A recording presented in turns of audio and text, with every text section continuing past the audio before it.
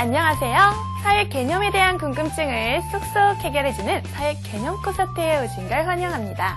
저는 친절한 친쌤 이은실 선생님입니다. 우리 친구들 중에 나는 할 수 없어, 난 잘하는 게 없어 이런 생각을 종종 하는 친구들이 있다면 스스로 자기 자신에게 자신감을 북돋아 주었으면 좋겠어요. 잘 느껴지진 않지만 여러분은 분명히 모든 면에서 날마다 좋아지고 있습니다. 오늘도 여러분의 자신감을 듬뿍 챙겨서 사회 개념 콘서트를 시작해 볼까요? 지난 시간에 배운 개념 누가 한번 발표해 볼까요? 제가 발표하겠습니다.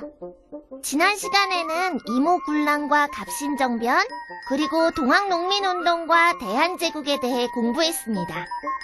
1882년 신식 군대와의 차별 대우에 화가 난 구식 군인들은 이모군란을 일으켰습니다. 이모군란 이후 김옥균을 비롯한 개화파들은 일본의 힘을 빌려 개화를 하려고 했습니다. 이들은 우정국 개국 축하잔치를 틈타 정변을 일으켰는데요. 이것을 갑신정변이라고 합니다. 갑신정변은 청나라가 개입하면서 3일 만에 실패로 끝났으며 이후 청나라의 간섭이 더욱 심해졌습니다. 조선 후기 전라도 지방에서는 농민들에 대한 수탈이 매우 심했습니다. 이를 참지 못한 동학교도들과 농민들은 전봉준을 지도자로 하여 동학농민운동을 일으켰습니다. 동학농민운동은 농민들이 중심이 되어 일어난 개혁운동으로 갑오개혁을 추진하는 계기가 됐습니다. 을미사변 이후 고종이 러시아 공사관으로 피신하자 세계 여러 나라들이 조선의 자주독립을 위협했습니다. 이에 독립협회를 중심으로 자주독립에 대한 열기가 높아지자 고종은 러시아 공사관에서 돌아와 나라 이름을 대한제국으로 고치고 여러 가지 개혁 정책을 실시했습니다. 네, 우리 채연 어린이가 지난 시간에 공부한 내용을 정말 잘 정리해 주었네요. 우리 채연 어린이처럼 지난 시간에 공부한 개념을 복습해 줄 친구들은 아래 자막으로 나가는 메일 주소로 사진을 보내주세요. 오늘은 어떤 개념을 만나게 될까요? 지금 만나보겠습니다.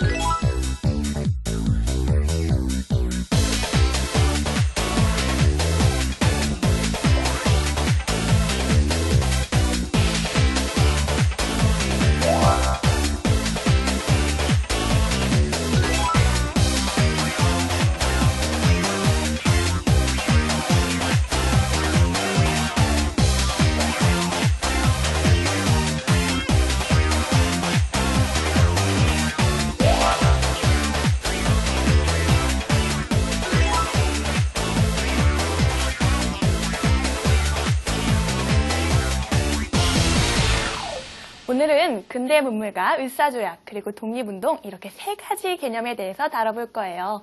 먼저 개념 콘서트 첫 번째 주인공 만나볼게요.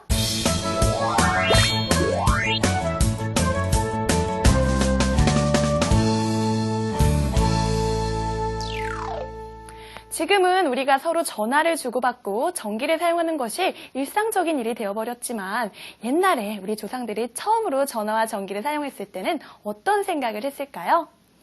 강화도 조약을 맺은 이후 조선이 서양의 여러 나라들과 교역을 시작하면서 우리나라에 전화와 전차, 또 전기와 같은 새로운 문물이 들어왔는데요. 이렇게 새로운 문물이 들어오면서 백성들의 일상생활도 많이 바뀌었습니다. 당시 사람들의 생활 모습이 어떻게 바뀌었는지 지금 랄랄라 개념 인터뷰를 통해서 알아볼게요.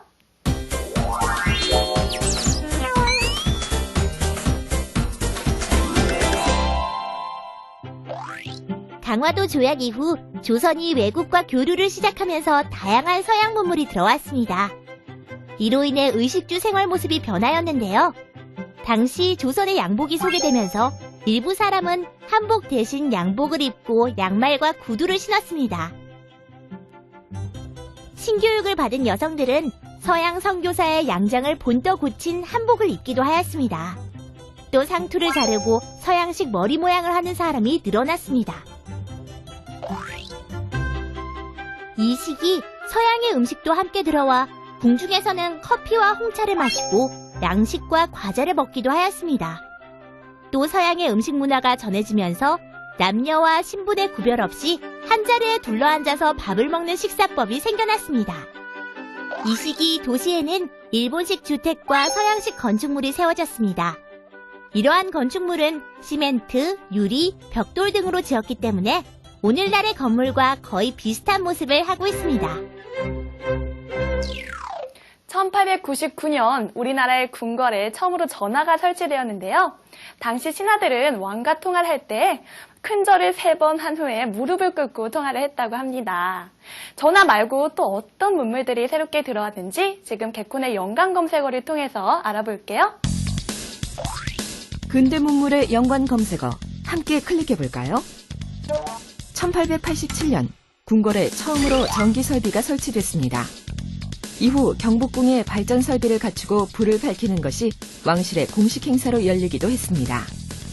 전화는 1899년 경운궁 안에 처음으로 설치됐습니다.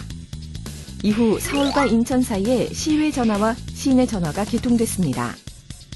그러나 초기에는 전화로 이야기하는 것이 예의에 어긋난다고 생각해서 큰 호응을 얻지 못했습니다. 1899년에는 서울과 인천 사이에 최초로 경인선이 개통됐습니다. 경인선이 생기면서 일본은 인천항에서 곧바로 서울로 들어가는 길을 얻게 됐습니다. 당시 서울의 중심지에 전차가 다니게 되면서 성 외곽 지역까지 사람들의 거주 지역이 확장됐습니다. 정부는 국민에게 애국심을 일깨우고 신학문과 신기술을 가르치기 위해 근대 학교를 설립했습니다. 원산학사는 1883년에 원산에 세워진 우리나라 최초의 근대적 사립학교입니다. 유경공원은 1886년